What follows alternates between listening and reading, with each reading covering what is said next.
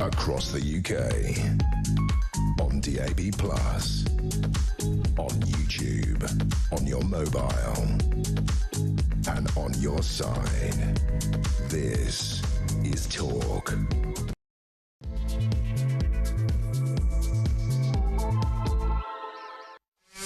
There you are. It's Friday. The weekend starts here, but not yet. You've got to listen to this, so watch this show first. So good evening and welcome to the Political Asylum right here on Talk. I am your host, Kevin O'Sullivan, and I'll be with you all the way to 10 o'clock. Stand by for 3 thrilling hours of news, views, debate, fury and fun. Get involved, get on the phone and call me on 0344 499 1000, or you can send me a WhatsApp voice note on the same number and I promise to play your message out. It is Friday, November the 14th. Here's what's coming up. As hundreds more undocumented foreigners pour across the channel in small boats today, another asylum seeker is charged with rape, and the tally of serious crimes committed by migrants continues to escalate alarmingly. Meanwhile, Home Secretary Shabana Mahmood promises yet another bid to solve this growing crisis that is just as toothless as the last one and the one before that. This time, the allegedly hard-as-nails Ms. Mahmood is trying to persuade our ludicrously left-wing immigration judges to cherry-pick the bits of the European Convention on Human Rights that she likes and ignore the bits that she doesn't like. You know, that nonsense about a right to a family life, even if a foreigner has just done a few years inside for child sex abuse. The Guardian reading judges simply love letting that kind of dangerous criminal stay. So sorry, Shabs, these radical beaks are certain to ignore you. Forget it. Here's the deal. As long as Keir's international law-obsessed Labour losers refuse to leave the ECHR, this government has about as much chance of solving the migrant crisis as Doncaster Rovers do of winning the Premier League. As in, with all due respect to Rovers fans, no chance whatsoever. 0344 499 1000. The Home Secretary also repeats her mantra about getting the 32,000 asylum seekers currently living in hotels out of their 4-star luxury and into cheaper accommodation. If this government is so keen to stop using expensive hotels, why does it keep fighting tooth and nail in the High Court to keep Epping's notorious Bell Hotel full of migrants? 0344 499 1000. And while Starmer, Mahmood and the clueless cabinet crew's incompetence becomes more pathetically obvious by the day, more and more Brits suffer the consequences of their uselessness. Ask the people of Bournemouth, the once genteel seaside town that is now packed with asylum seekers and is fast turning into the South Coast's crime central.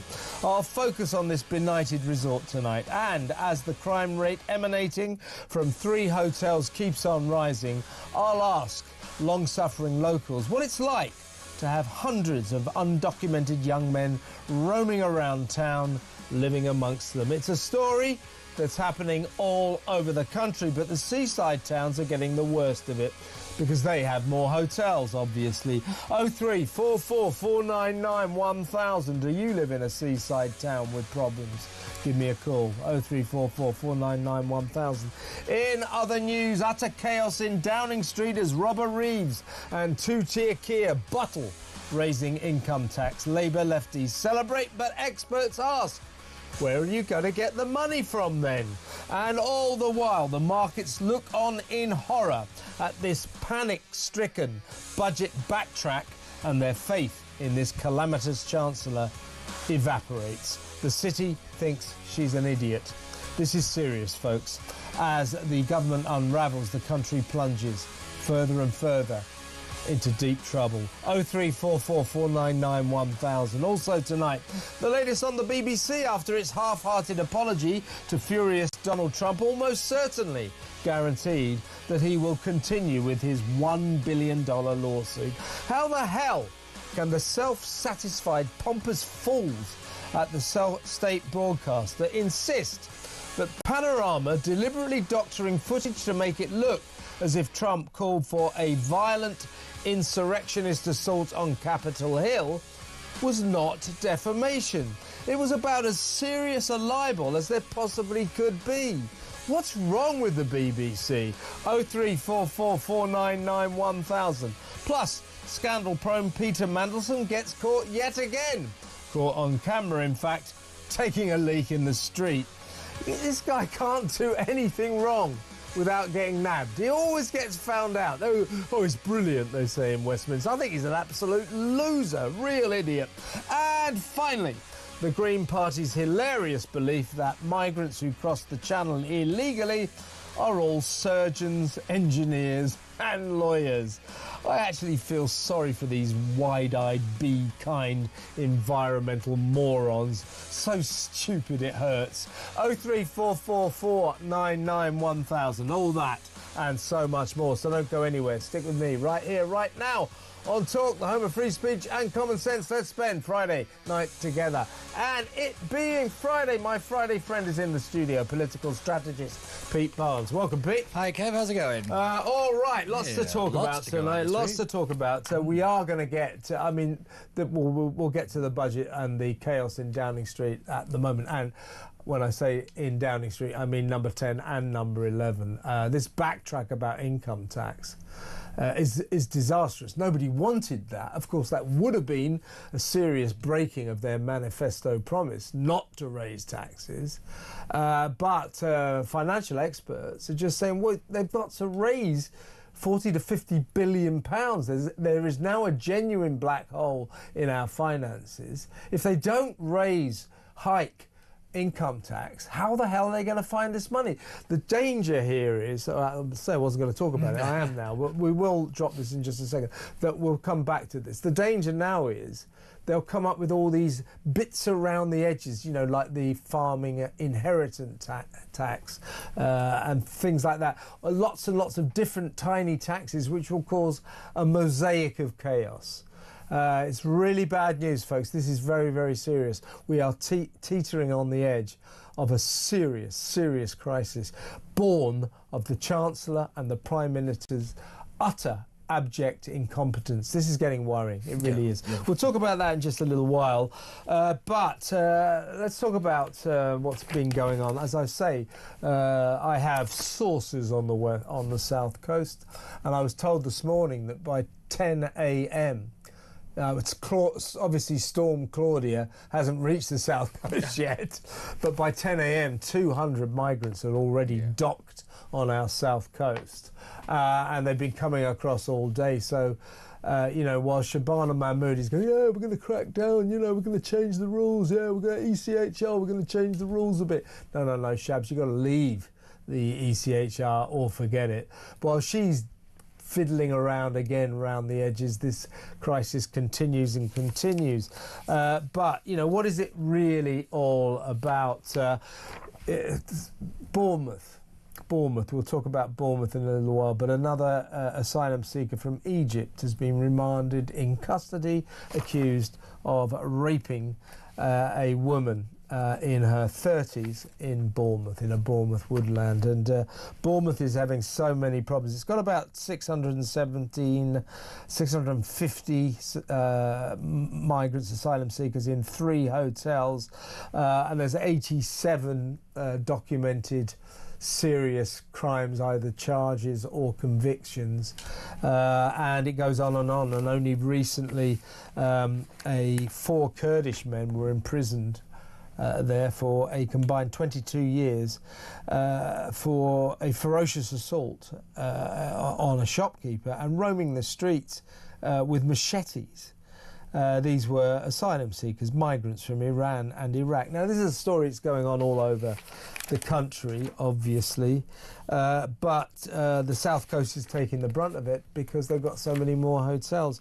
And, I know we often deal with this, Pete, but, the government's attempts to solve this crisis are frankly pathetic. I don't think they've attempted to solve it. I think that's the problem. Well, there's no political will behind it. That's the thing, is that, like you said, they're teetering at the edges because they haven't got the moral fortitude or the political will to actually tackle this issue, which is leaving the ECHR and, more importantly, reforming the Refugee Convention, which allows you to classify people, and then that's what you can do with them. Unfortunately, it is the South Coast that's taking a brunt. I think it's 1.3 billion it's going to cost in terms of tourism and revenue that over the year. It's absolutely astronomical, but it's also the community impact that it's having. You know, you've got people looking around the shoulders, you've got people feeling unsafe. Safety was always kind of one of those things. I was always taught that it should be at the centre of every policy, keeping people safe, and then you build out from that. Now it's just not even in the room when they decided the policy, because they're just doing it on the back of a fag packet. It's ridiculous. But again, this isn't just obviously in Bournemouth. It's throughout the country, and it's only escalating because the resources are just being sucked in by tackling this issue, but by not really tackling it. That's the problem. Yeah, exactly right. It's just infuriating because everybody knows what needs to happen. What it is. Everybody can see it, and it's infuriating. And this is the thing, that we've got to keep talking about it. But at some point, you're doing this intentionally, because you cannot be this naive to think that you're doing the right thing. And for Shabana Mahmood to say that she's going to get tough, I'd remind you, as Justice Secretary, she wanted to increase legal aid to asylum seekers. Yes. So she's not exactly all this kind of tough-talking woman. I think she's got the wrong frame of mind. Isabel Oakeshott and I revealed or reminded everyone that when she was a backbench MP, she went down to the Greek islands and was busy greeting all these illegal migrants from sub-Saharan Africa who'd come through Libya and the Middle Eastern, the Syrians and all that. They're coming across illegally, and she's standing there with her do-gooder, be kind friends, handing them out food parcels. Yeah. You know, oh, you're welcome, you poor things, you're escaping war and torture. No, they're not. Here's some food and you're okay. You know, that's Shabana Mahmood. I'm not knocking that attitude. Yeah, I don't have it. If that's what she believes, if she's one of those kind of people, good luck to her. Yeah, it's not you can't be Home Secretary. But but don't tell me that she's going to be a hard as nails, tough as old boots Home Secretary, because she's not. And she actually said, when she got the job, I will stop at nothing to solve this crisis. Well, you've stopped at not leaving the ECHR, the European Convention on Human Rights. Now, this is the international kind of refugee agreement, or the European agreement, that prevents us, this country, from making our own sovereign decisions. So if we decide to send someone back or not to send someone back, that can be overruled by a court in Brussels. So we can't make our own decisions. Now, a lot of people say, if we do, leave the ECHR and that will solve the crisis. It won't. But it is the essential starting block. Oh, without a doubt, it's like the first brick in the wall that you need to take out, so that if the rest don't of it do that, you can't solve it. Yeah, it's the cornerstone, as it were. Really. If you don't remove that, then nothing is ever going to change. And because they're not willing to do it, and more importantly, they have the tools at to do it, because they've got a huge whopping majority in Parliament, and also within the last bit of legislation that was passed, there is an article ready to be implemented into law that it is illegal to claim asylum if you've come into the country illegally. But they are refusing to activate that, to make that actual part of the law. It's already there, ready to go, and the government is refusing to do it. So when she says she's going to stop at nothing, that's just another blatant lie. But again, it's this government, isn't it? It just lies to you all the time. Yeah, I mean, I think she sort of almost deludes herself. Like she seems like a decent sort. I'm not questioning her commitment to her job, but she's like all these Labour people. You know, they're obsessed with international human rights, and they make the mistake of believing that if we leave the European Convention on Human Rights, we then abrogate our commitment to human rights altogether. Leave the ECHR and that's it. We just say, we don't give a damn about human rights at all. That's nonsense. You know, look at America, look at Australia, look at Canada. These are all countries with firm commitments to human rights. And of course they're not in the ECHR because they're not in Europe. You do not need to be in the ECHR to be committed to human rights. So we should create our own Bill of Human Rights so that we can make our own sovereign decisions. We actually had one ready to go under when Dominic Raab. And then, you know, it was really funny. We had that ready to go, and then suddenly the civil service turned on him, and then there's all these accusations of bullying because he dared touch the sacred ECHR legislation. You know, it is absolutely fascinating. The number of times we get so close to reforming it, and then the blob turns, and then that minister's out on the street. Yeah, and you've got Keir Starmer, of course, and Richard Hermer, Lord Hermer, the Attorney General, his human rights lawyer mate. I mean, this is the human rights, international human rights. This is their god. You know, they pray to the altar of international human rights.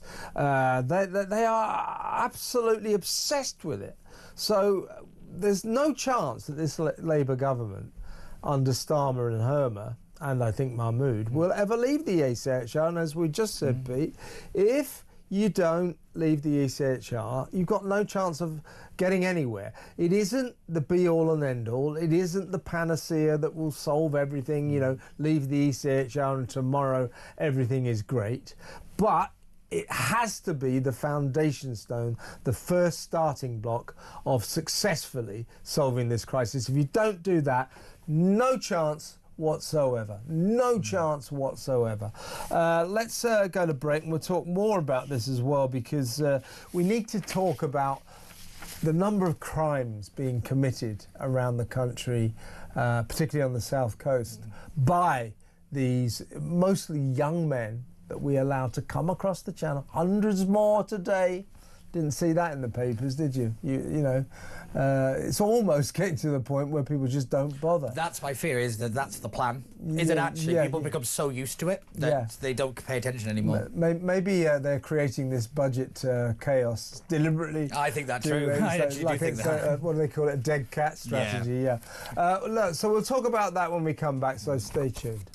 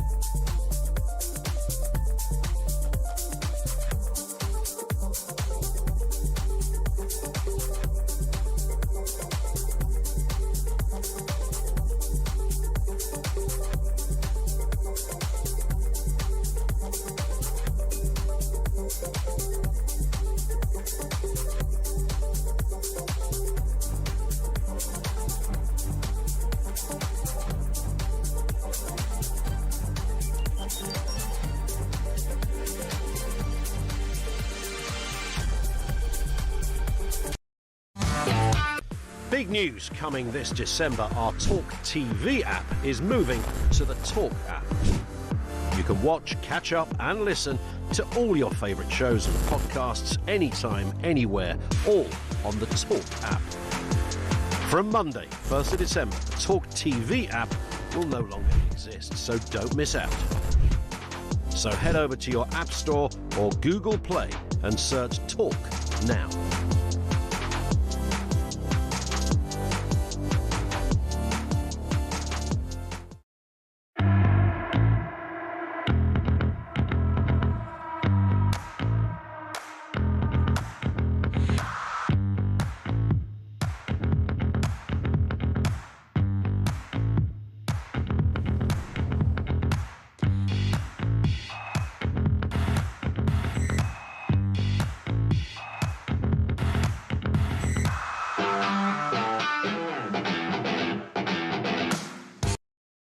Across the UK, on DAB+, on YouTube, on your mobile, and on your side.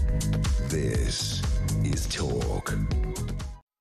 Welcome back. I'm still with political strategist Pete Barnes, my Friday friend, and we're sort of focusing, for the first half an hour or so of this excellent edition of the Political Asylum just before the weekend on the migrant crisis, the asylum seeker hotel crisis. Now, this week, it was on Wednesday, 7 men who appeared at Bristol Magistrates Court, Pete, were charged with rape, gang, child sexual abuse. So the interesting thing, or the chilling thing about this, is it proves that, I have to be careful because they were only charged, they haven't entered a plea yet, but it is certainly an indication that the rape gang scandal continues apace all over the country, and you tend to think, Rotherham, Rochdale, Barrow, all that places up in North. Well, this is Somerset. Yeah. 7 men appeared in Bristol Magistrates Court on Wednesday charged with rape, gang, child sexual abuse, and guess what? 2 of them were small boat migrants who crossed the channel illegally. Of course they were. Another of them was granted leave to remain in 2019 under the Syrian resettlement scheme. So again, I'm not trying to cast aspersions about these people in particular because they haven't put their pleas in yet, but you know what I'm getting at. This is just an indication that we just let people in, left, right and centre. They come over, we put them in hotels, they come over on illegal small boats, and instead of saying, sorry, you just broke our laws, you can't come in, we go, oh, here's a 4-star hotel. Here's £50 a week, free food, free dentists, free doctors, free lawyers to fight your case, to say free driving lessons, free trampoline lessons, and so on and so forth. It is absurd, folks. But underpinning that, Pete, is the real worry that we shower these mostly young men with, untold, inexplicable generosity.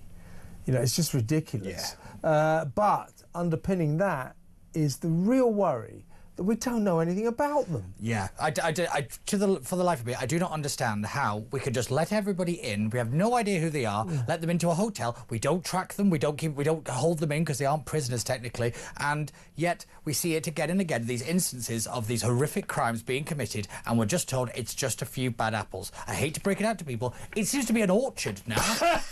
I mean, it's ridiculous. It's this line of it's just this. It's just that. It's just at what point do you realise you've created a pattern? And it is very clear to see that when you let people in and you give them everything, they're going to take advantage. And is this whole 1 in, 1 out? Of course they're coming back. What idiot wouldn't try to come back? It's like I said, this entire thing is infuriating because you can see the fix and you're choosing not to do it. Exactly right. Now, it was revealed earlier this year that at least 200 people living in asylum seeker hotels have been charged with serious criminal offences this year.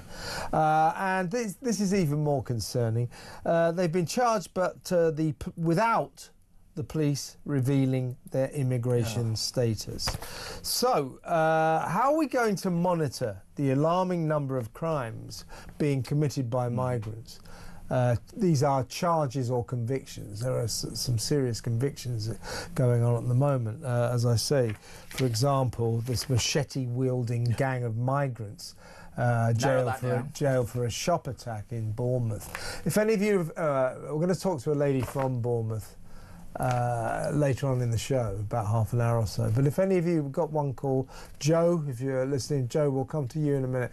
Any of you people in Bournemouth, if you want to get in touch and tell us what it's like, because you know, a lot of people have childhood memories of, you know, Bournemouth was known as, you know, the most genteel of our south coast resorts.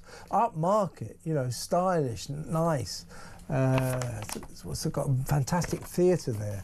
I think it used to have like the biggest stage in Europe like that, or something. Yeah, my grandparents used to go all the time, pretty much every year. I think they had their wedding anniversaries and all. Everything had a very upmarket kind of image, yeah. and that 3 of its hotels have been turned into asylum seeker hotels. So there are now hundreds, 600, more than 600, mostly young men roaming the streets because they're not allowed to work with nothing to do.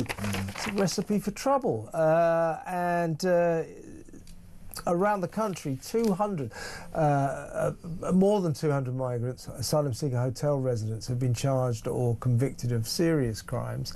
And the police, when they arrest them, have a tendency not to reveal their ethnicity or the fact that they're asylum seekers or they're migrants, small boat migrants. Well, how are we going to monitor this alarming rise in the number of crimes committed by migrants if the authorities keep us in the dark? Yeah, it's more important is that they don't. It's not that they don't tell us. It's that they don't keep the number as a solid number either. In the statistics, they kind of separate it all out, so they don't have a solid kind of this is how many crimes have been committed by asylum seekers. They don't keep that number. They do it deliberately, so they can kind of muddy the water quite a bit. And it's really concerning that they do this because even now, when it comes to kind of releasing names and details, it's all up to the superintendents and the chiefs of the police whether they choose to do it and whether they think it's in the public interest. Again, it's still not a mandatory requirement, and it should be, because the public need to know. It's ridiculous, yet again, that the authorities refuse to trust the public, and then you wonder why the public doesn't trust the institutions anymore. Absolutely, and we need a root and branch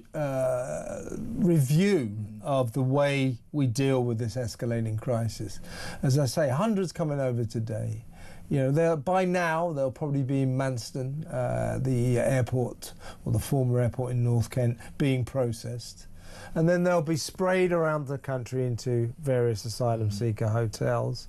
And we're learning, like this week we learned, last week, that quite a few migrants are being given asylum, granted asylum, despite being accused of sexual offences. Yeah. So they've got their asylum seeker applications going through the process. By the way, I think it's 48% we let stay. That's absurd in itself. We let more migrants, we at the highest percentage of asylum seeker applicants stay anywhere than any other country in the world. I think the nearest is like France with about 33% or something. We're 48%. We used to let 76%. Yeah, it's ridiculous. Stay. It's absurd. Yeah. We've got to make it tougher. And some of these migrants, right? They come over.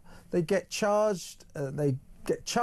With sex crimes, violent crimes, but because they haven't been convicted, their asylum seeker applications carries on going through, and they get given leave to stay, even though they're waiting to appear in court charged with a serious sex crime or a serious crime of violence. I mean, this is just utter. This is an utter shambles. Yeah, the one I've always. This is a main target of mine is when we talk about the processing. What they actually mean is rubber stamping. Yeah. Because that's the thing, is that we don't have the rules to asylum aren't strict enough, and more importantly, when they want to try and get so many through, so they're even laxing their own lax rules so that they can say, oh, well, we got the backlog down. They're playing headlines and they're putting the public at risk for it, and that is beyond reprehensible. But again, this is the government that doesn't know what it's doing, so it's just it's just causing chaos in everything it touches because it won't do the necessary things. But it's just ridiculous. Again, I'm just exasperated with this one. It is. And let me know what you think. I know we often cover this, but I'll tell you why I decided to do this. Because, everyone's going, oh, the budgets, all the BBC and Donald Trump, all these are all great stories. We're going to talk about them in a minute. Very important stories. But, always in the background, is the thud of the ongoing asylum seeker migrant crisis, and still they come, and still they come, and still they come, and we have Home Secretary after pathetic Home Secretary saying, I'm going to solve this crisis, and they won't leave the ECHR, so therefore they can't. Yeah, in Westminster it's known as a political black hole, and in other words, it's just sucking everything in. So you can't fix anything if you keep this singularity going, and so you can talk about wanting to growth and all this kind of stuff, but until you actually fix the thing that's going to suck in all the resources, nothing is ever going to change, because yet again they won't do the necessary actions. And like you said, we've had Home Secretaries keep promising and they will not deliver, because we all know that the government is not capable of doing it because it's not in their DNA to do it. Yes, well, talking of our incapable government, let's go. By the way, give us a call, 03444991000. What can we do about this? But got a call from Joe already from Bournemouth. He wants to talk about where this alleged rape took place. Apparently it's a very popular park. Poor lady in her 30s, allegedly raped by an Egyptian asylum seeker. Apparently he's a failed asylum seeker. I mean, no mean feat to fail. I've got to say, how bad must you be? But I've got a lot of messages already, but I do think we need to talk about this. So give us a call, let me know what you think. 03444991000. What would you do? What would you do to stop these boats coming across? Because they do keep on coming. And, almost to the point that no one notices anymore. Hundreds came across today. You haven't seen that in the papers, have you? Haven't seen anyone else talking about that, have you? But they have been. Trust me. I know.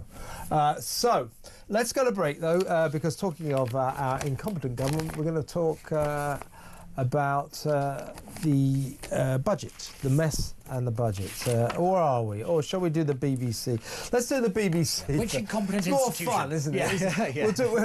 We'll do the BBC and Donald Trump first, and then we'll do the budget or the budget chaos. So the BBC next. Stay tuned.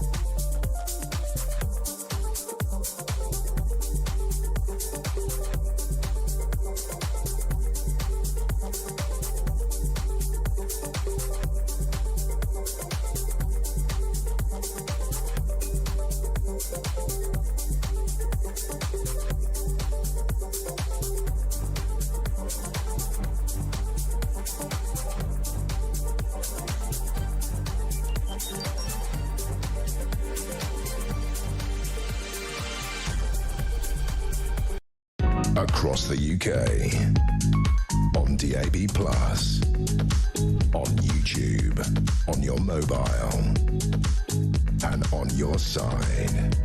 This is Talk. Welcome back. By the way, we were just discussing the migrant crisis, of course, for the record.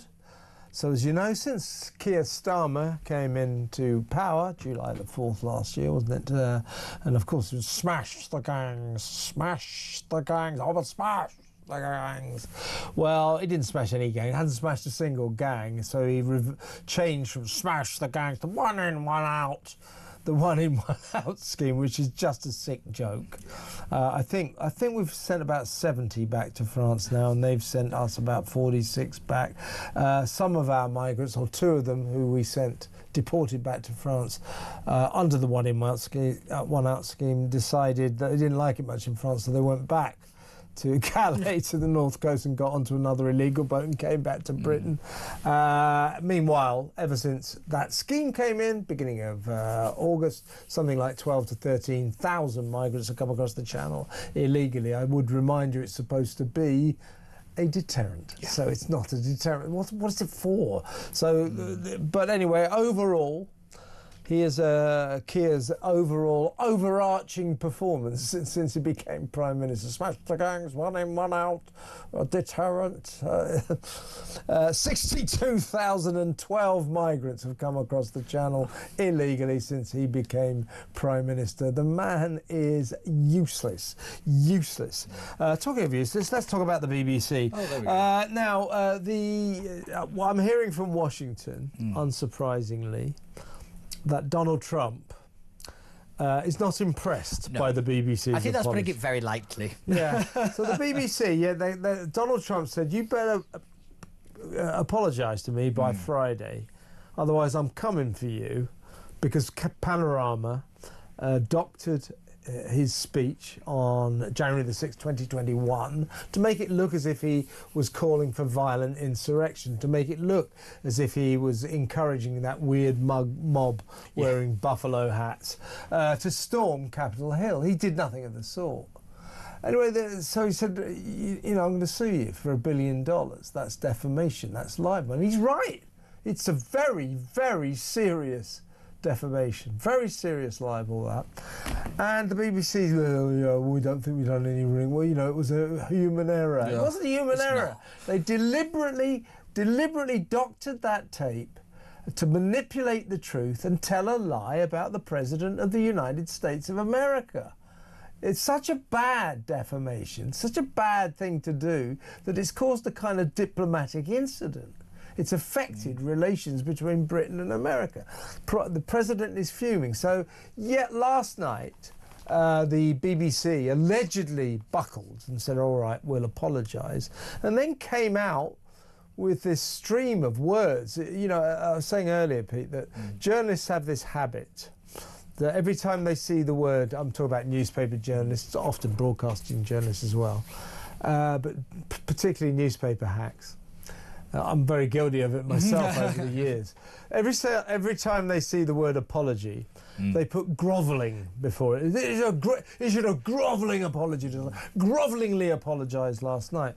Well, so some of the papers started saying, yes, the BBC has issued a grovelling apology to Donald Trump. Well, therein lies the problem. The point is, it was not grovelling. It was nowhere near grovelling enough. They carried on with this narrative about, it was human error, human error in judgment. It wasn't an error in judgment. It was a deliberate twisting of the truth to lie about the President of the United States of America. And then they went on, incredibly, at the end to say that they do not believe that what Panorama did constitutes defamation. That's just absurd. It is defamation. It utterly is. Yeah, it can't be a grovelling apology. It wasn't an apology. Yeah, that was the fundamental. There was no actual kind of holding their hands up and say that they did the bad thing. And this strikes at the very heart of the BBC as to why they keep getting everything so wrong. Is their own arrogance won't get out of the way. They continually think that they're better people. I mean, Tim Davie in his farewell speech said, "You're the best people," and all this kind of stuff. I was like, Are you so tone deaf and so living in your own bubble that you don't understand that it's that mentality that is going to bring down the BBC? You know, you've got Emily Maitlis and all the other twits running around Robinson saying, oh, it's a right-wing plot. There doesn't need to be a right-wing plot to take them down. They're more than capable of doing it themselves. This is the reality. Oh, that fantastically pompous old man, 107 years old, the BBC World editor. What does that mean? He edits the World. John Simpson. He's 80. He keeps sort of, postulating from on high with his ideas. Yeah. He said, well, it wasn't the programme wasn't broadcast in America, so we can't really sue under American law. John, it's 2025. I don't know if you've heard of YouTube or the internet or social media. All programmes are broadcast all over the world now. So that nonsense, that doesn't stack up anymore. And that non-apology, and that, as you say, they are so full of their own wonderfulness. Yeah. And by the way, they suffer from Trump derangement syndrome. Oh, they do, yeah. They hate Donald Trump, and they think, which is why they told that lie about him. By the way, we found out yesterday that Newsnight did exactly the same thing, even before Panorama. Panorama, it was called Trump a Second Chance. That went out last October, just before the American election. So Trump is going to say, you know, OK, I won that election, but you could have materially affected my chances. So the BBC saying, well, we didn't defame him. Well, they just did. They did. They just did. And their proud, pompous, self-righteous attitude is going to result in the president, in Donald Trump, saying, right, well, sod you. Yeah. I am going to go for you. And he will take the BBC to the cleaners because of their own stupidity. Their lawyers, in my view, should be telling the bosses at the BBC, look, get down on your knees and beg, because we're in big trouble here. Yeah. And by the way, you know, these idiots, the Nick Robinson, John Simpson, all those, Emily Maitlis, you know, the right-wing conspiracy. No, you know, if you think it's just that, and a lot of the Guardian say, well, you know, it's not a very good situation. Yes. But they're making a mountain out of a molehill. Can't you see the magnitude of it? Yeah. The bloody Director General and the head of news, earning £1 million a year between them, both had to resign over it.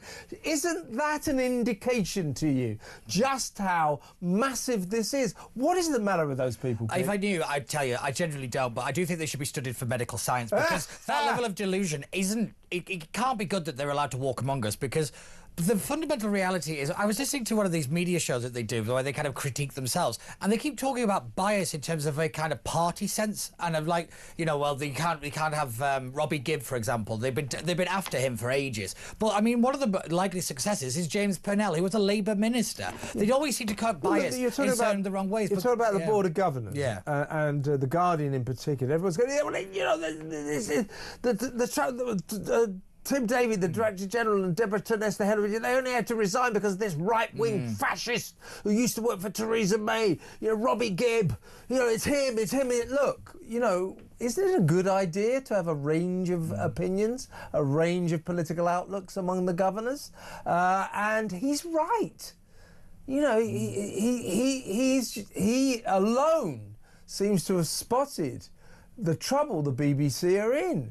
It's absurd. By the way, Robbie Gibb used to be a BBC journalist as well. Yeah, but again, it's this idea that politics is party-based. It's not. A lot of this stuff is kind of more cultural politics. It's why the whole transgender critical argument, you know, has been so biased from the BBC as well. It's because everybody thinks in one direction. It doesn't matter whether you're a Tory or a Labour voter, for example. It's your perception on the issues is all trending in the same direction. So they don't get it, and they refuse to see their own bias. They just keep thinking, oh, well, we're the BBC, we're the good guys. They're blind to it. They're blind to it. They, you know, what was that useless woman, Lisa Nandy, the culture secretary? She said the BBC is the light on the hill. Yeah. Tell you what, Lisa, the light has been switched out. It is a citadel of biased journalism.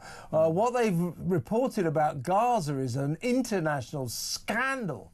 It's it's all pro-Palestine, anti-Israel. It's a scandal. They are not impartial anymore. God, the BBC News Department has gone from being one of the most respected news operations in the world, genuinely impartial, genuinely fair and balanced, to being a room full of propagandists who want to tell you that men can be women, who want to tell you that it's all Israel's fault and not Palestine, who want to tell you Donald Trump's the worst man in the world. Their journalism is aimed towards proving their biased beliefs. It's propaganda. That's all they're doing. Definitely. But the interesting thing with Lisa Nandy is she came out today. She says, I'm really concerned about the political bias within the BBC. She's the woman that's just got into trouble, broke the ministerial code for appointing somebody to another watchdog because they happen to be a donor. I mean, you can't keep saying that you're opposed to bias and all this kind of stuff when your actions lead just clearly to the contrary. But it's Lisa Nandy and her middle name is Incompetence. So. Yeah. Lisa Nandy was tipped to be the most likely cabinet minister to get the axe at the last reshuffle. Everybody said, oh, she's gone. I mean, there were stories going back months saying she's for the high jump. The accusation against her, I'm not saying it's true, but the accusation against her was that she's lazy. Yeah. So they said, oh, lazy Lisa will get the chop. But she didn't. She survived, and she's still there, being useless. Right, let's go to break now. Let me know what you think about it. The BBC, the BBC deserves this lawsuit. The BBC deserves to lose it. It's not relevant that the poor licence fee payers will have to foot the bill. It's not relevant. What the story is this: they've defamed the president. They've committed a libel against him, and when you do that in journalism, you have to pay. It's as simple as that. And they can't say, we didn't defame you. You just did. Don't be ridiculous. Now, let's go to break, and when we come back, we'll talk about the shambles in Downing Street ahead of the budget in a couple of weeks.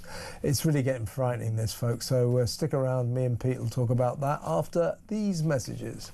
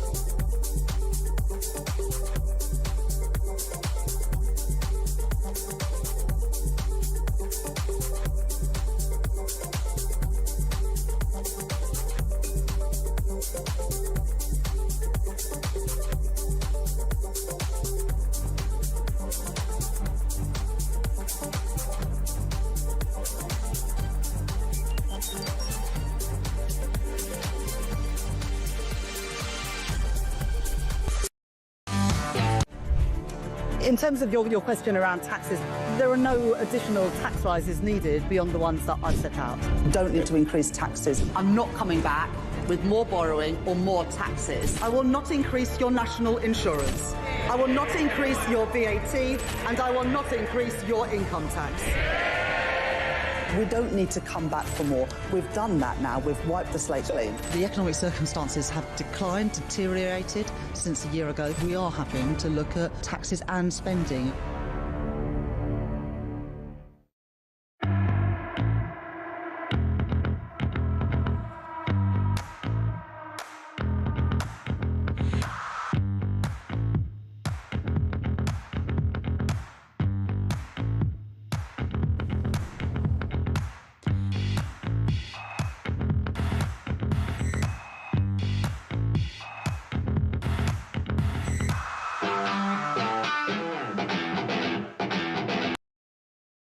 Across the UK, on DAB+, on YouTube, on your mobile, and on your side.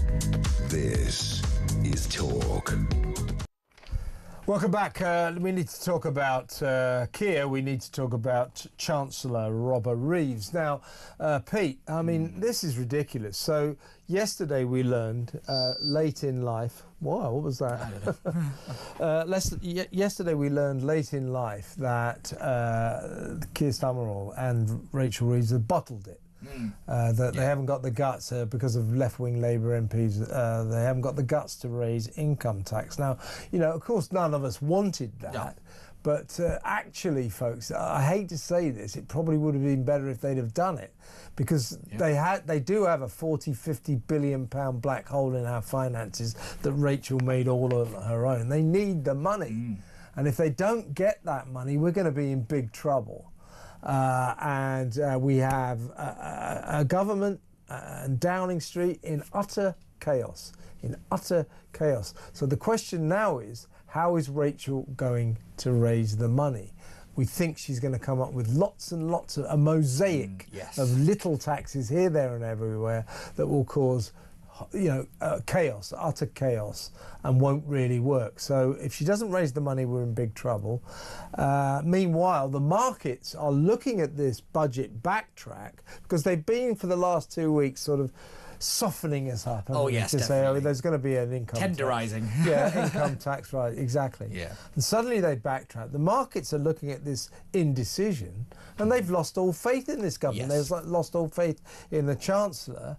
We're in massive trouble now. We are in more trouble than most people actually comprehend because because the markets didn't have kept her in power, but have kind of stabilised with Rachel Reeves because of her commitment to the full those not raising the taxes and all this kind of stuff. Her fiscal rules. However, the government have confused this kind of stability with inertia, and they kind of keep thinking, well, if we keep the boat steady, then it'll be fine. But still, water is the worst thing that you need for the economy, and the markets are screaming for some kind of reform within it to get the kind of the engine of the country going, which is productivity, and the government haven't touched it.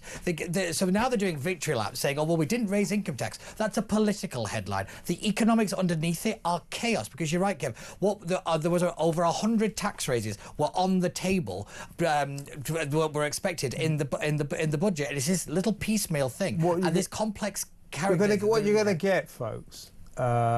She's going to have to raise money, as I say, via a mosaic of various fringe taxes. So, you know, for example, the farmer's inheritance tax. You're going to get lots and lots of taxes like that. It's going to upset all sorts of people all over society. Dubious whether or not we'll actually raise the money or not. Most people don't think it'll touch the sides. You know, and then you got West Streeting now is thrilled that they're sticking to their pledge not to raise income tax. But then again, I think we probably need to. I'm not calling for it. I'll be furious when they do it. But if they don't do it, we could be facing bankruptcy. It's an absolute mess. I think we're well past that. In reality, the country is technically broke. Our debt repayment and the interest on the loans that we've already taken out is astronomical. This is why the cost of borrowing is so high and the rate of inflation. But the minute that they started flooding the public sector with money, believing that it would somehow invigorate the economy, is the dumbest thing I've ever heard in my life. You know, she gave a really big speech in July this year, where she announced this new economic doctrine. The woman who could barely answer the phone was giving this lecture to the city about the economy, and I would just love to have been in that room with some of the most powerful financiers of the country, going, "What is she on about?" Because their idea that the public sector is the driving force behind any economy is just stupidity. Well, of course it's not. It's just nonsense. It's the private sector is the driving force. And they've hollowed out the small and medium-sized businesses, which are the backbone of the country. They were the first casualty, and it's the biggest one. And meanwhile, the vultures are circling, West Streeting. Oh, I'm right behind the Prime Minister. Yeah, right behind him with a knife that you want to plunge into his back. West Streeting is circling. Ed Miliband is circling. Angela Rayner is circling. They've all got their eyes on number 10. Now, many people in Westminster believe that Starmer could be gone by Christmas. I think he'll go after the May local elections, when Labour will get absolutely thrashed. I think that's where they'll go. But they're circling because he's not going to last long. He might go sooner rather than later. But as these vultures circle, the Chief of Staff, Morgan McSweeney, who returns, genius, absolute political strategy genius, absolute idiot, obviously. Look at the mess Labour are in. Anyway, he's been briefing particularly against West Streeting. He's been briefing against all the contenders. And West Streeting kind of went berserk about it. So Keir Starmer apologised to West Streeting, even though it's true, West Streeting is briefing against Starmer. And today, or towards the end of yesterday, Keir Starmer, this is why Morgan McSweeney, now we know he's finished. Keir Starmer expressed his full confidence. Just like he did Angela Rayner, just like he did Peter Mandelson. So Morgan, you better clear your desk. You'll be gone by Monday. The problem is that Starmer is so reliant on Morgan McSweeney because he's going again. This is the thing. I don't know. He has to, but he should have gone over Mandelson. He should have gone over the funding. But he has to go now. But he does have to. But again, Starmer is just not defying. He's defying every rule. But he has to go because of the power, the growing force of the backbenchers. It's the backbenchers won't allow him to be there anymore. And that, by the way, is what this budget chaos is all about. Why have Keir and Rachel bottled raising income tax? It's because the backbenchers are saying, we're not going to allow you to do it. Just like they didn't allow them to cut the welfare bill. That's the big one. So we've got these left-wing backbenchers running the country, and that's why we're in the chaotic state we're in. This is serious, folks. We're in big trouble. We are in big trouble. And on that upbeat note, we're about to go to the 8 o'clock news, and after that we're going to go back to Bournemouth. We've been talking about the migrant crisis. We're going to talk to one of the long-suffering residents there about what's going on there. So stay tuned for that. Stick around.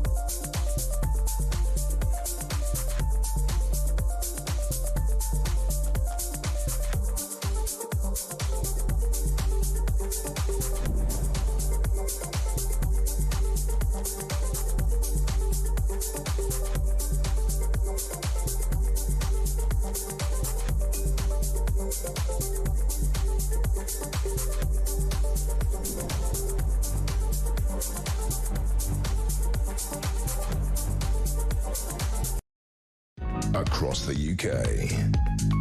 On DAB+. On YouTube. On your mobile. And on your side. This is Talk.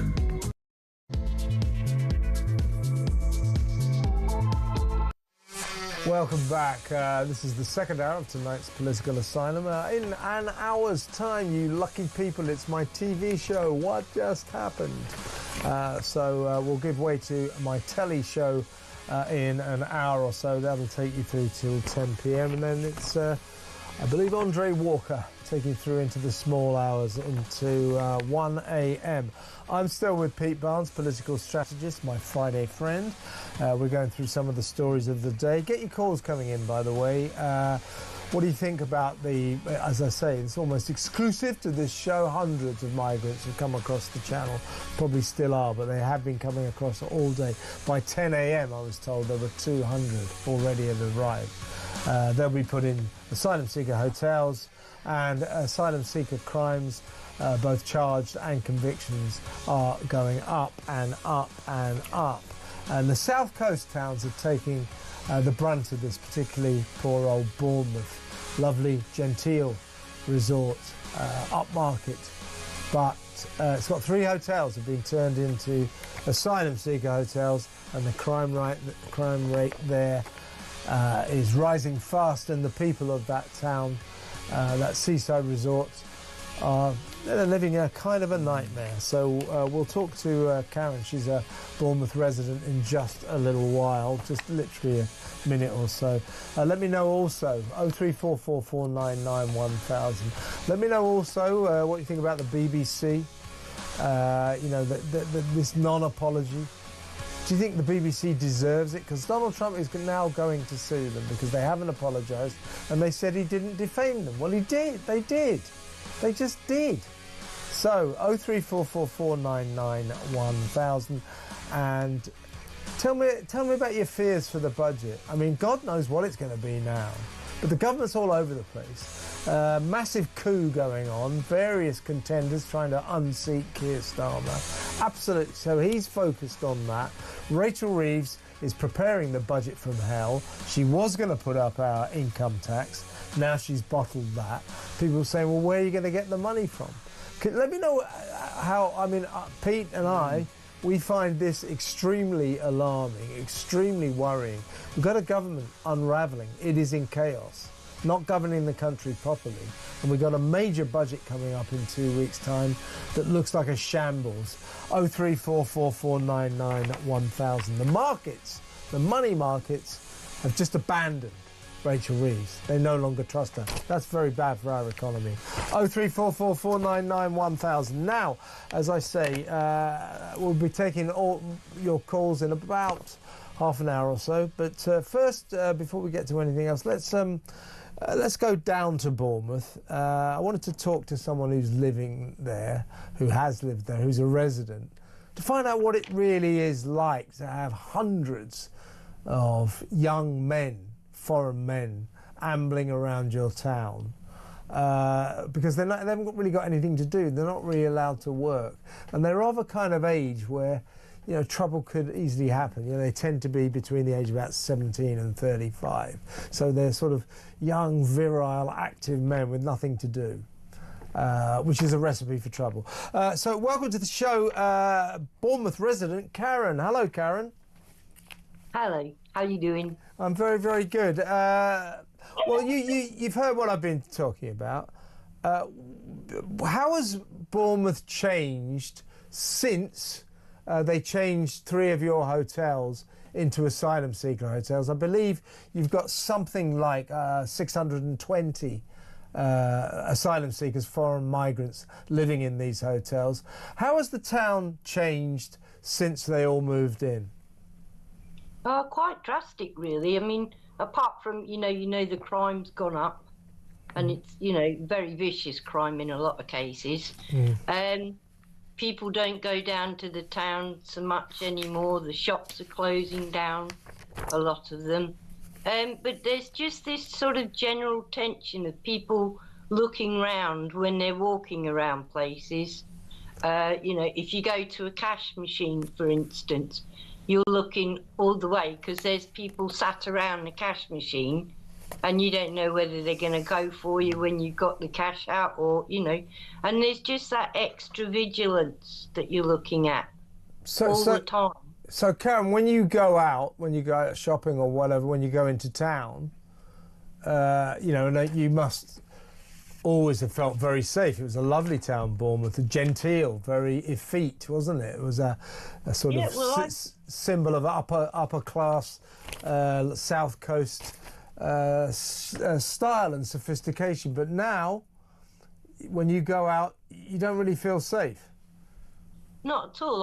I moved down here in 2019 and I used to get the bus down to the beach and have a wander around. It didn't occur to me where I was going was going to be any problem.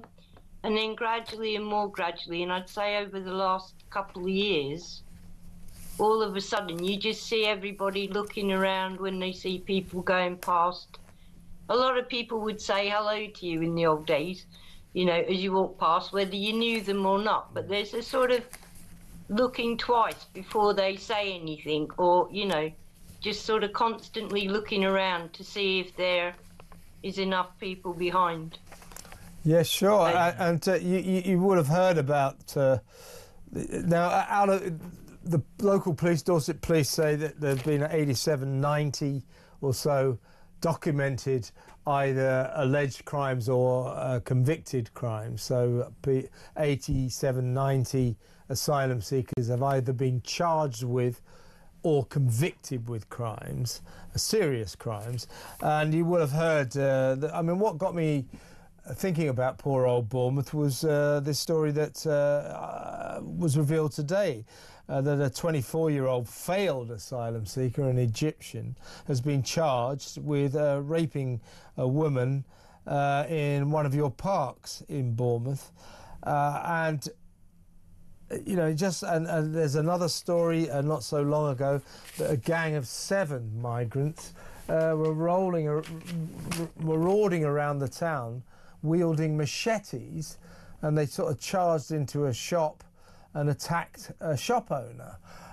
So, you know, these are scenes and these are stories that you would expect to hear from some kind of deprived inner city area. But we're talking about Bournemouth, of all places, once the very symbol of genteel South Coast civility, wasn't it? Well, it is, yeah. And I mean, that park is where I often go to with my dog and meet up with my friends. You've got a children's park there. You've got a sort of cricket pitch and a little cycling lane circle for people to do. So there's lots going on there. Yeah. At the time. And now people are sort of, oh, this is what's happened. And then there was a shop round the corner. I don't suppose this would be reported, but a shop round the corner from there, 2 days after that, you know, they get robbed. And people are sort of saying, well, hang on a minute, what's going on? And it is just, you just see strangers so much more than you ever did before. Do you see many of these young men? I mean, you got 620 of them in 3 hotels, haven't you? That's the Roundhouse Hotel, the Britannia Hotel, and the Chine Hotel. Do you see lots of them just sort of wandering around? Yeah, there's quite a few, and you see them usually in sort of groups of 3, 4, 5, and they're just sort of wandering aimlessly along. You don't know what they're thinking of doing. Mm-hmm. I wouldn't go out at night now, and I know a lot of people who wouldn't go out in the evening now. And I don't even like the idea of going to the beach much now, because again, you're just constantly wondering what's going to happen. We do have apparently some civilian, I think somebody called them vigilantes, but I think, can you blame them really when the police can't do anything? And I've heard this before, Karen, that the beach seems to be a place where criminal activity happens more than elsewhere. So that's very sad, isn't it? Because you've got an amazing beach in Bournemouth. Oh, it's brilliant. I mean, that was the main reason I moved here. But you've got that going on. You've got rubbish everywhere. You know, nobody bothers about picking anything up now because they just get crowded and it's all rubbish everywhere. And as I say, I know a lot of people that, you know, won't go out there in the evening now, won't go to the parks or anything in the evening. And before I spoke to you, I spoke to a couple of much younger friends of mine, and they said, you know, oh, it's rubbish around here now. There's no hope for them. They just feel like they're being left behind. Yeah, and you know what's unfair about this is because you're a South Coast resort, and obviously holiday resorts are bound to have more hotels than normal towns. Yeah. So you are taking the brunt of this. 3 hotels in a single town. I mean, they're not small hotels, are they? I mean, it must be. You know, it's really sad, isn't it? What's happening there? It's heartbreaking because we've got, you know, there's a very friendly community down here. You know, even like I say, when I first moved down in 2019, everybody was just, you know, neighbours got out because, of course, just after I moved into my place, the COVID situation arrived, and all the neighbours were looking after each other and generally, you know, being supportive of each other. Whereas now, unless you actually know them, there's a sort of, it reminds me of being back in London where you don't look in their eyes in case somebody gets upset. Yeah, we know about that, Karen. We live in London. Well, I lived in London for years, and one of the reasons I moved out of London was the fact that you could see the deterioration beginning. Well, yeah, and now it's really gathering pace now. I can tell you that. But you know, that's London. You kind of expect it of the big cities, but not places like Bournemouth. Now, you had Bournemouth used to have. I looked up a kind of holiday industry, a tourist industry, that was generating £1.3 billion a year. So it's very important economically to your town. That must be being reduced dramatically. I mean, for a kick-off, you know, there's 650 bed spaces, rooms in hotels, 3 hotels that are no longer available to tourists. So I would imagine that the sort of business side of things, the tourist industry, the economy of the town is being materially rather badly affected by your asylum seeker crisis, if I can put it that way. Yeah, and you go up local high streets and, you know, a lot of the shops are closing down now, especially the smaller shops. Wow. Because people just they can't afford to do it, and they think, well, why should I bother with the risk? It's not worth it. So there's a lot of deterioration. They don't do the air show anymore, which is really annoying. Why don't they do the air shows? Just because there's not enough people coming to see it or something? Well, they claim they can't afford it now, which I find a bit, you know. Well, I suppose, Karen, though, if they used to be generating or bringing in £1.3 billion, and if, say, I don't know how much it's been reduced, but it has been reduced, you know, if, say, you know, they've taken a few million off that, maybe it's probably true that they can't afford your excellent air show. Well, if they weren't busy spending out on so many migrants, maybe they would, because, I mean, as far as we're concerned, it seems that we're actually being discriminated now. It's gone past the joke. And, you know, the British people are sitting there, the oldies are freezing. Yeah. I mean, I'm a lucky person. I've got a roof over my head. Yeah. And, you know, I can live quite reasonably. But there's a lot of people struggling. And they sit there and they see these people. And we've got a lot more homeless now as well in the town. You know, and they see people that they're struggling, and they're seeing people that get given everything left, right and centre. And you think, well, hang on a minute, why are they getting all this money?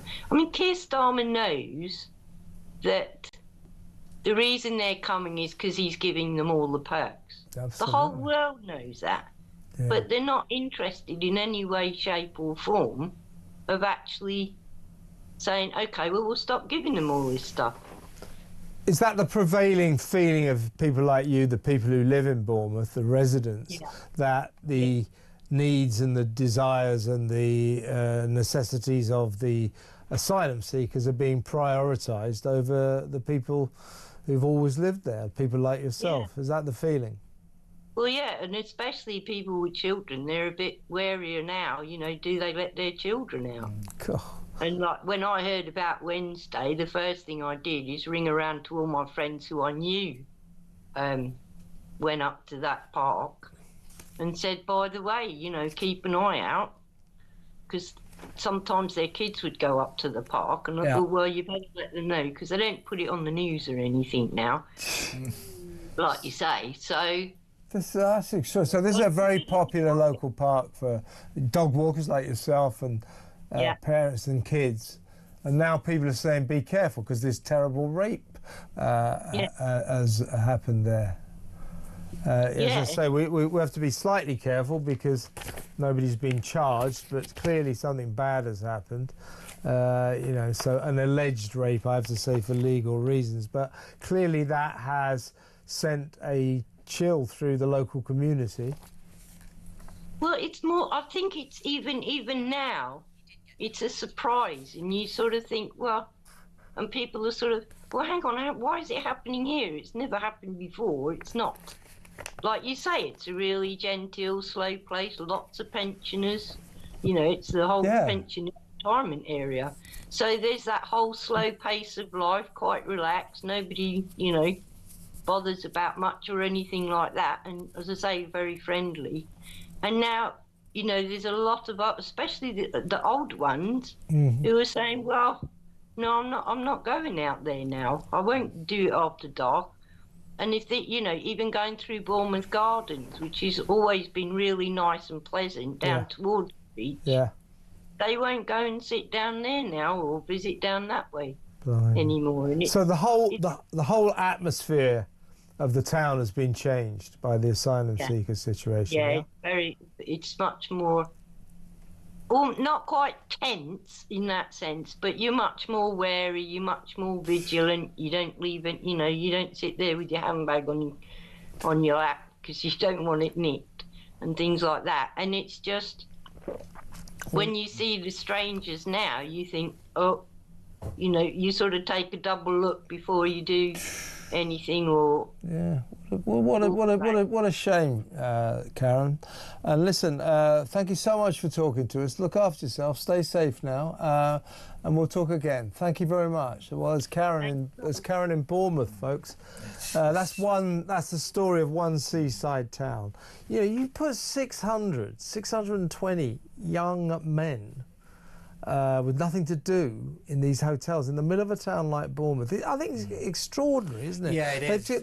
They've completely ruined Bournemouth. I fear that it might be beyond repair. That's my starting fear about a lot of things when you hear horrible stories about that situation. It is that I thought Karen made a good point. It's not tense. It's you're second guessing what should be a natural thing to do. Like, she doesn't go out at night. She doesn't go to the cash machine. She doesn't do the things that so many of us take advantage of. I mean, when you have to start making little changes like that in your life, there has been a major policy flaw in this country, and it is yet again it's average people just taking the hit again and again and again. I thought she brought up a really good point about when she was talking about her younger friends, and they say like they don't feel like there's anything for them in those towns anymore because of the impact that the migrant crisis has had. It's not just the people coming here, it's the job opportunities, it's the impact to the local economies. You know, this yet again is, as I was saying, that the migrant crisis has sucked in so much resources and opportunities because they won't deal with it. It's as awful. you say, you know, as I was saying, that this is a town. I mean, Bournemouth is one of our great resorts, one of the famous resorts, with a tourism industry worth £1.3 billion a year, central to this resort's economy, and 620 migrants have ruined that. They've ruined it. The shops are closing. The tourists are going in far fewer numbers. Shops are closing. Rubbish everywhere. It's losing everything. And this is just one place, but I thought we'd have a look at Bournemouth. We could do all sorts of towns as well. Maybe we will. We'll do it town by town, seriously. Well, look, let's go to break now. When we come back, we'll have a bit of fun at Lord Peter Mandelson's expense, who's been Lord P. Yeah, I was waiting for that one. Peeing Mandelson, as we now call him.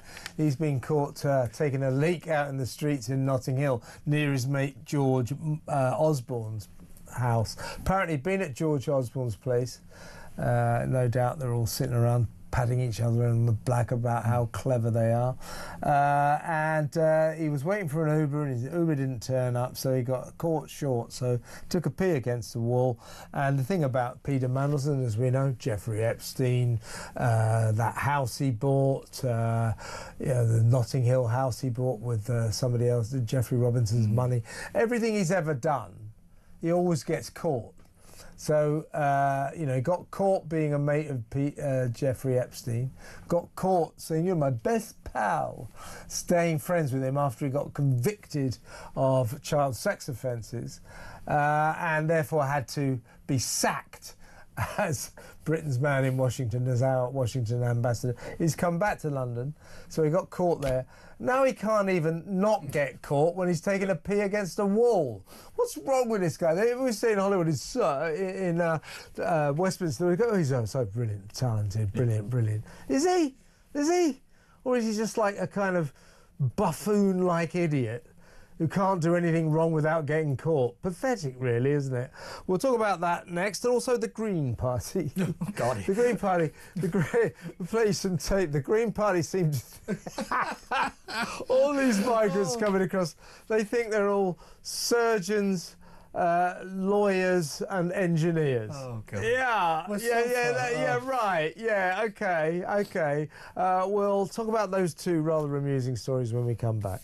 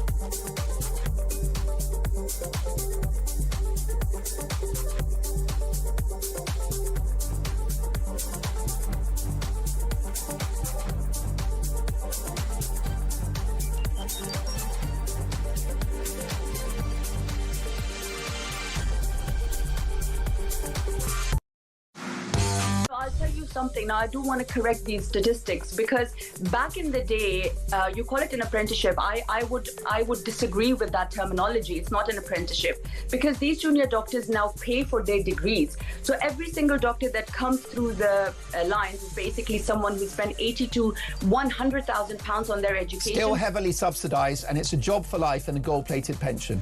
No, it's not really. It's a cushy deal. The pension is heavily taxed. I think. Yeah, welcome to Labour.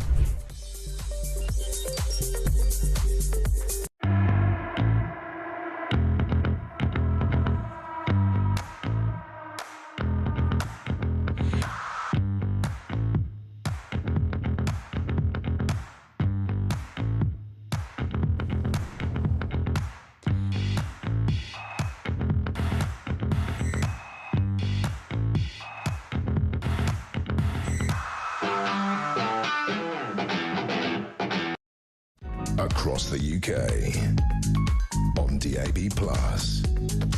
on YouTube, on your mobile, and on your side.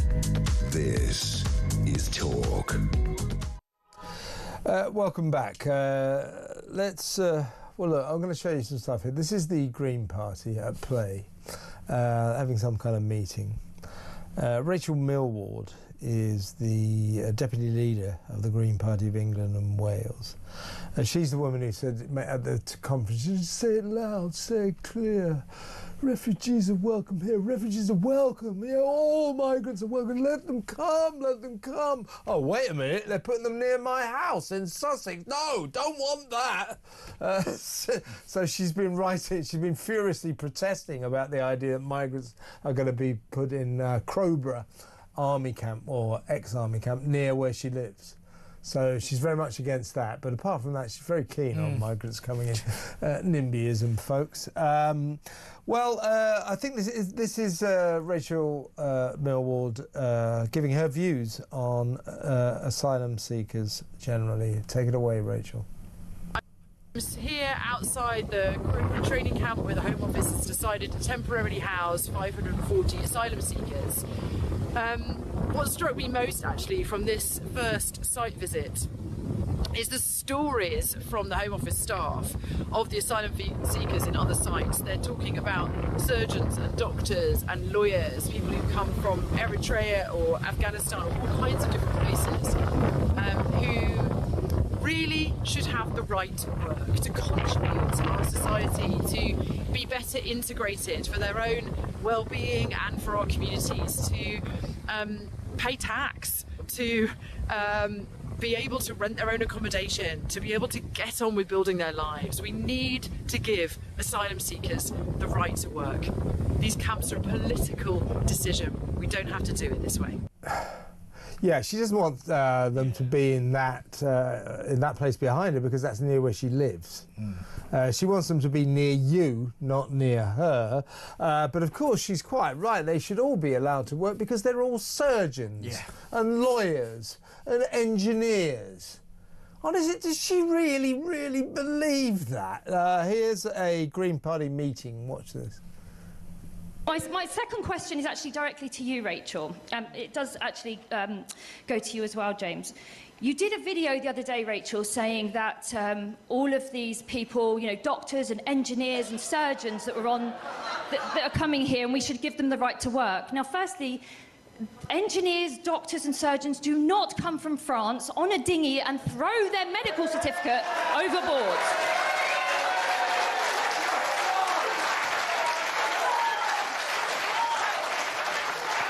It's very clear to me that you really don't understand the small boat crisis. So therefore, I'm going to say, why don't you resign, both of you, and make way for someone who understands the crisis?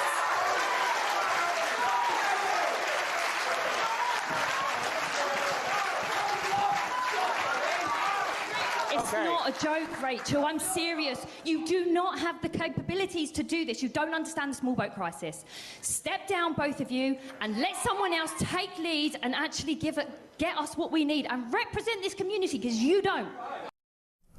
Well, that was in Weldon District Council, apparently, and that woman asking Rachel the questions Can somebody make her Prime Minister, please? I mean, that was brilliant, wasn't it? You said that they're all... And so you said they're all lawyers and surgeons and engineers.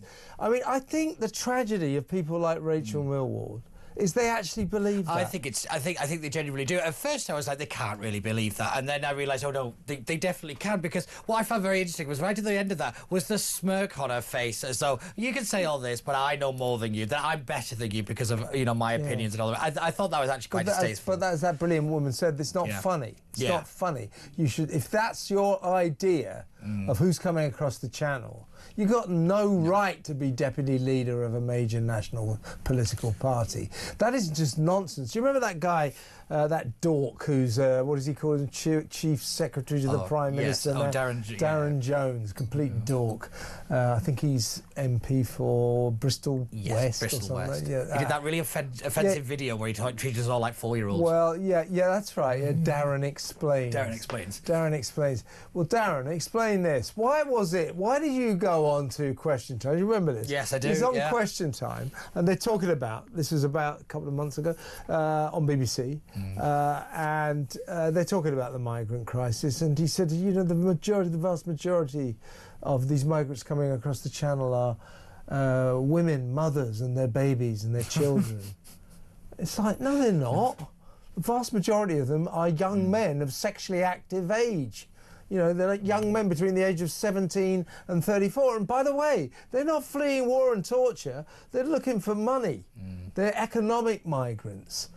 So you've got that guy, that idiot, Darren Jones, saying, they're all mums and babies. And, So these sort of lefty lunatics like Darren Jones and Rachel Millward, they've created their fantasy world about the migrant crisis.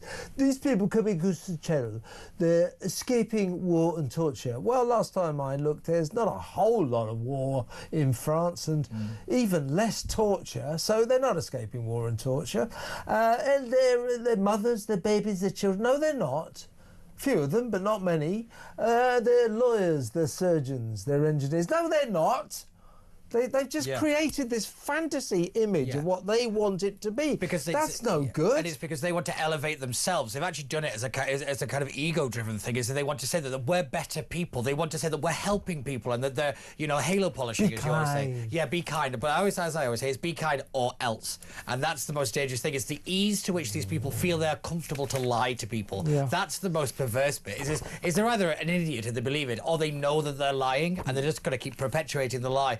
And hopefully they think anyway that people will believe it, but I just don't think it's going to work anymore. I mean, imagine my surprise when I found out that the 4 Kurdish migrants imprisoned for a total of 22 years for a ferocious assault on a Bournemouth shopkeeper, roaming the streets with machetes. Imagine my surprise when I discovered that 2 of them are surgeons, one is a lawyer, and the other one's an engineer. I mean, that's extraordinary. Yeah. I'm making that up, by the way. I mean, these are the migrants, folks. These are the migrants. They're not surgeons. They're not engineers. They're not lawyers. They're chancers. Most of them are chancers. They're grifters. They're trying to catch a break. In some ways, I don't blame them. They're just trying to better their lives, get a few quid in their pockets. But they're economic migrants trying to cheat our system, trying to get into our country so that we start giving them benefits and they start working for Deliveroo. They're not lawyers. They're not surgeons. They're not engineers. Just nonsense. I was going to say, that woman in the video, when she said that they're about throwing the documentation overboard, that tells you everything. People who have nothing to hide, or they don't throw the documents in the sea. They don't do that. I mean, it's just preposterous that they keep believing this nonsense. I just love it when she said, surgeons and engineers don't throw their passports into the English Channel. Exactly right. Absolutely. These are supposed to be our political leaders. And they're just, useless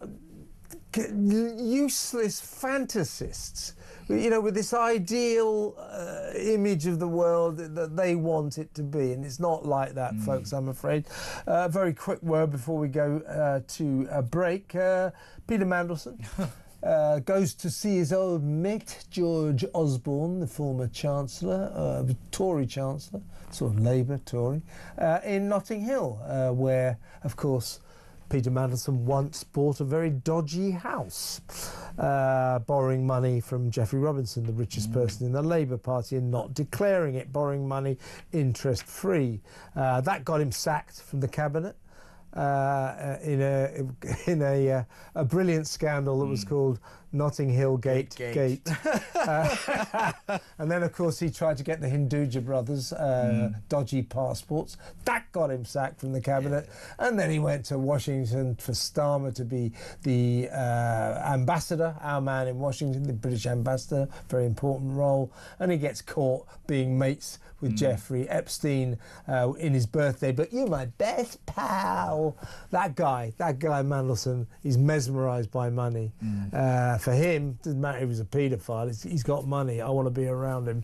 So he gets caught from there, gets sacked there. Now, he can't even take a pee on the streets without being caught. Somebody's taking her pictures all over the Daily Mail today. What is wrong with him? Yeah, I'm going to say the fall from grace from once living in basically in a palace in Washington, D.C. to now being caught peeing in Notting Hill. Exactly. I mean, that is quite the downfall. But it could have happened to a worse individual, so I'm not really that bothered by it, because he's, like you said, he's not very good at being bad. He's bad at trying to be good. He's useless. He is actually useless. Yes, he was once quite good at being able to reimagine the Labour Party. But I'm not being funny. I think in '97, anybody could have beaten the Tories. So they elevate themselves and they'll pat each other on the back and they all think, oh, aren't I wonderful? No, you're a moron. Well, the thing about old Mandelson is, you know, really, it's a case of when you got to go, you got to go, which is exactly what Keir Starmer said to him when he was the ambassador in Washington. When you got to go, you got to go.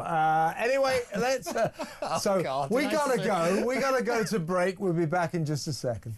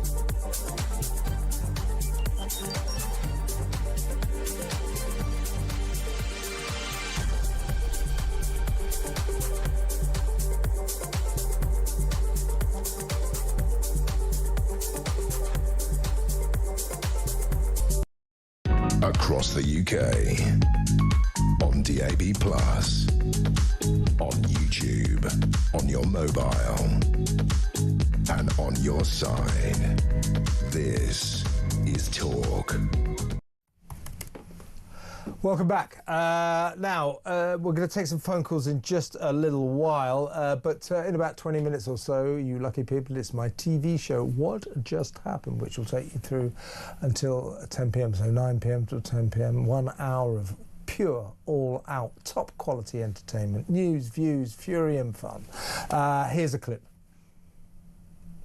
The only people at the table will be those four. Yeah. There are no grandparents involved. That's right, yeah. They both sort of Christmas. divorced each other's families, haven't they? Yeah, yeah. I said these kids that we never see their faces, you know, be funny that they finally get to, 16, 17, 18, whenever Meghan and Harry deign to allow us to look at them. And so they suddenly, be funny if their face like... Yeah, that's really ugly people. Yeah, now we know why they turned round all the time. Monsters from like a Marvel movie or something. That's quite funny, isn't it? You know the way Harry and Meghan, they only show pictures of the back of their kids' heads, their ginger kids. You just see the back of their head. So we just sort of thinking, they find it, they've got faces like that or something. It's a very grown-up show. It's a very adult show. There's nothing adolescent about it. Anyway, that and so much more. Co-starring, as you saw there, my brilliant producer, Samara Gill, and also my colleague, the great Mark Dolan, making his debut on What Just Happened. So that in just a few minutes. Well, right, let's get to the phone right away. Let's talk to Robin in Wetherby in West Yorkshire. Hi, Robin. Hello, Kevin. It's in Spofford, actually, which is between Wetherby and Harrogate. Okay. No problem. It's really smashing to talk to you, but forgive me if I sound a bit disjointed because I've not done this before. Okay, no worries. Let me explain. I've had the impression that the Prime Minister is pretty obsessed with law and international human rights laws, yeah.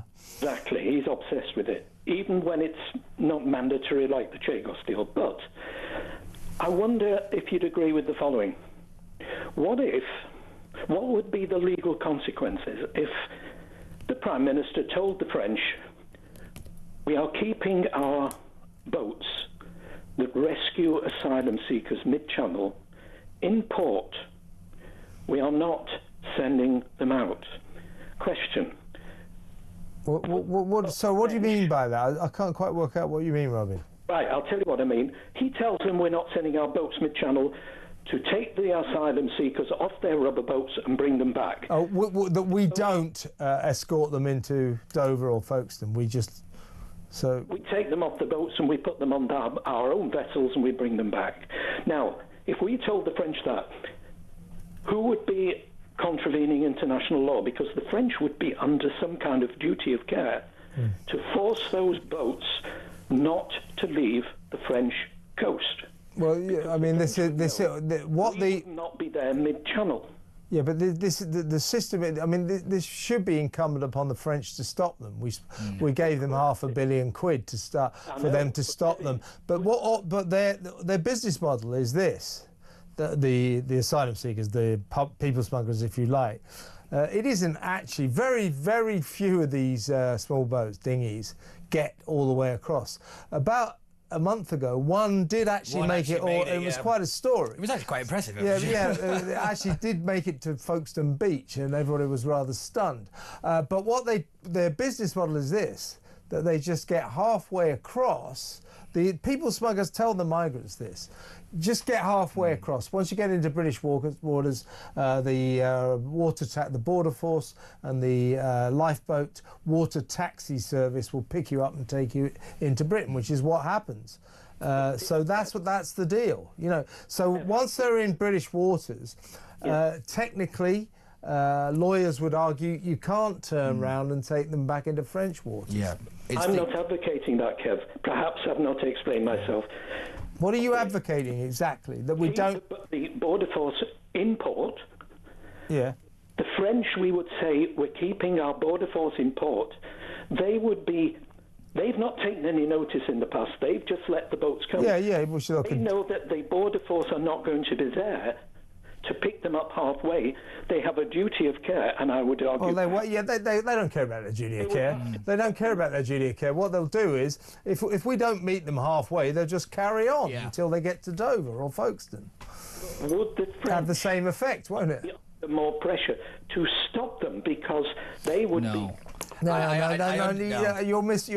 I understand the point you're trying to make, but the reality is, all it would happen over here is you'd have headline after headline of border force leaves migrants to drown, and then that would force the government to, as you said, out more boats and more taxi services to send them out. I understand the point you're trying to make, but I think the inverse would actually happen. In other words, there would be more pressure on the government to do more to bring them here for safety reasons, rather than to stop them at that point. Which is what they do. That's it. I mean, you know, Robin, it's an interesting idea, but I'm afraid it's just one of many ideas, none of which will really work. I mean, what we need to do is maybe put the Navy in the middle of the channel, just don't let them come across, or turn them round, take them back to France, or probably more practically, what we really should do is, as soon as they arrive, you say, right, you've come across the channel illegally, you've broken our laws, therefore you negate your right to asylum, we'll put you in a detention centre and send you straight back because you've broken our laws. But we don't do that. The madness continues. Interesting idea, though, Robin, and you know, good lateral thinking. But this is a mess that I'm afraid is not easily sorted out. Thanks very much for a good call. Please call me again. Robin in West Yorkshire there. We better go to break now. Come back, more calls.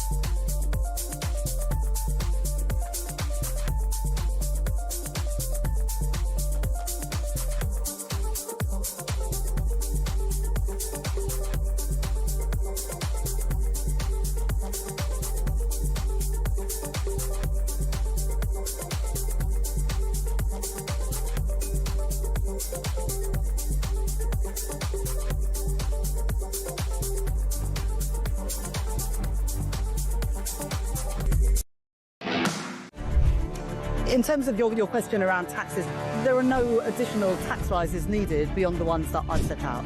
Don't need to increase taxes. I'm not coming back with more borrowing or more taxes. I will not increase your national insurance.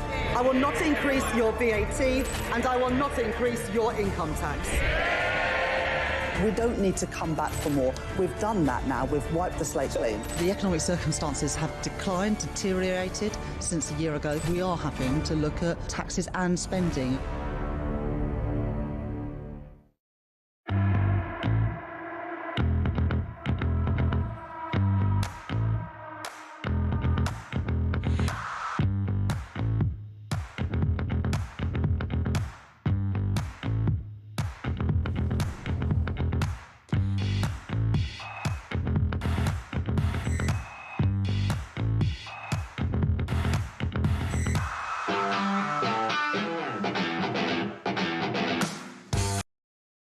across the UK, on DAB+, on YouTube, on your mobile, and on your side. This is Talk. Welcome back. Quick WhatsApp voice note. This is from Sue. Hi, Kevin. I put some blame at the King's door. The King should get involved with Parliament and stop all this immigration and just put a halt straight to it. And if Keir Starmer and all the other individuals that are in like little secret societies, get them all out of Parliament, bring Christianity back into Parliament.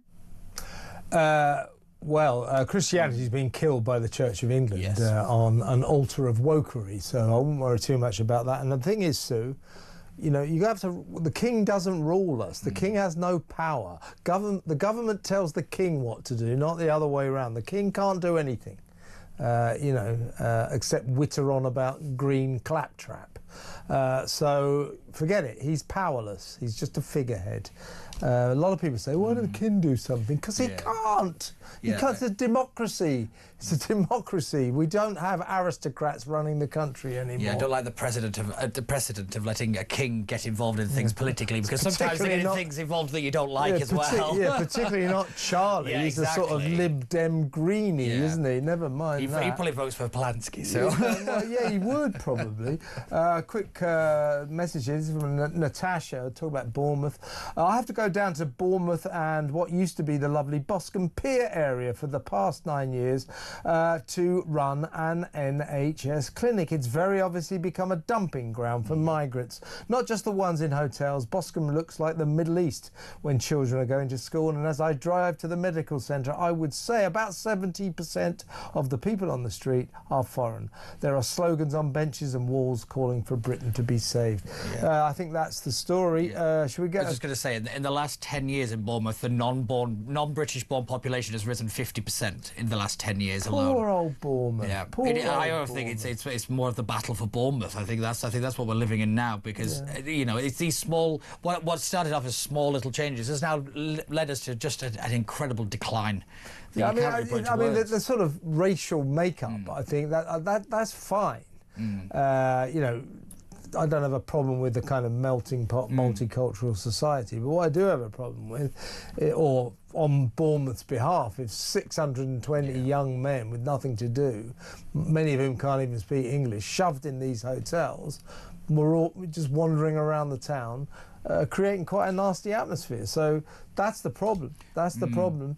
But Bournemouth is quite clearly changing. Let's get a quick last call in, shall we? Let's talk to Jane, and she lives in a seaside town that I think is still very, very nice. It's Marbella in Spain. Hello, Jane. Hi, Kevin. How are you? I'm all right. You want to talk about Bournemouth, though, yeah? I do indeed. I have a different aspect on this, although what I've heard tonight sickens me. Yeah.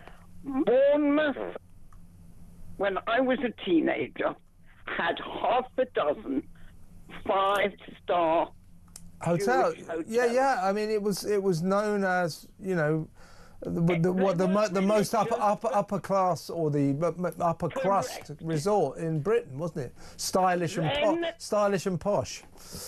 Correct. They weren't religious, but they were traditionalist. The people who went to the hotels then moved to Israel and Marbella and Croatia, etc. Now the people who they then demolished the hotels because they weren't getting the clientele, and built luxury apartments. Yeah, they did a lot of that, but they did have these. They did have these hotels that were available to the public. Then these 3 big hotels in the middle of town, they turned them into asylum seeker hotels, and therein lies the problem. Know.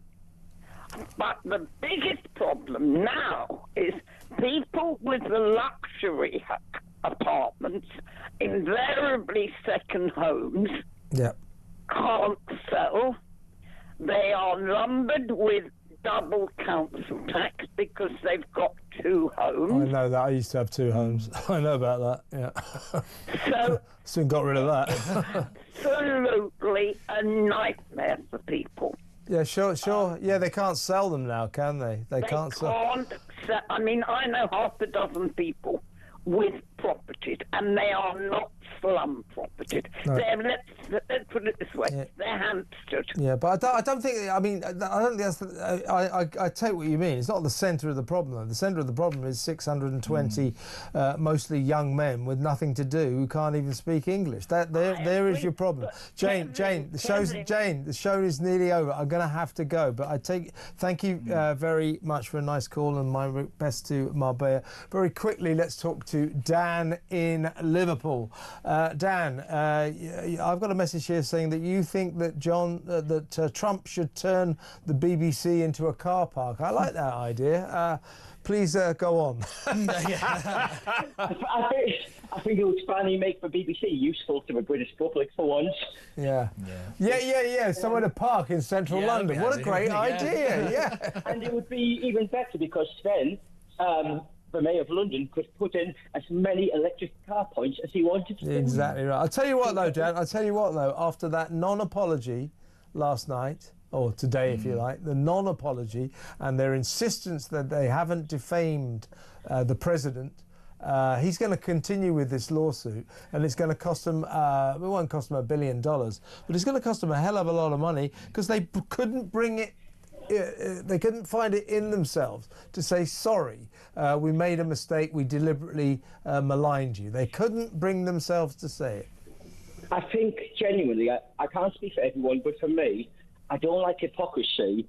And if it was a genuine apology, I think we would actually forgive the BBC. That's my point, Dan. It's exactly. I totally agree with you. They should have properly apologised and said, I'm sorry, someone somewhere deliberately doctored this tape to make you look bad, Mr. President. We're very, very sorry. We've made a horrendous mistake. Please forgive us. Instead, they go, oh, this was an error of human judgment and, one of those things. And by the way,